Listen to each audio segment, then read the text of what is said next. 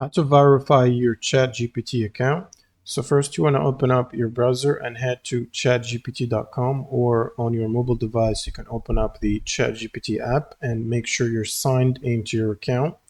Now if you're required to verify your account, you will usually find it in the profile settings. So you can click on your profile here and open up the settings, and from here you should look for an option called verify age. So for age verification, you want to look for it on the left panel here and click on it, which usually requires you to use your camera, whether you're on a laptop or you're on a mobile device. And this will ask you to take a picture of yourself while guiding you through the process of rotating your head or turning left, turning right to take a full picture.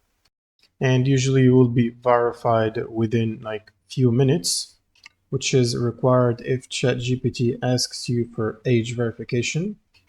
And that typically happens when you're using ChatGPT and it stops answering you and asks you to verify your age.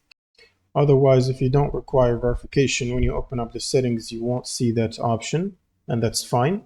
But also make sure that your email address that you're using for your account is completely verified. Or if you're using a phone number, make sure it's verified as well. And that's pretty much it for this video. If you have any questions, leave them in the comments below, and see you on the next one.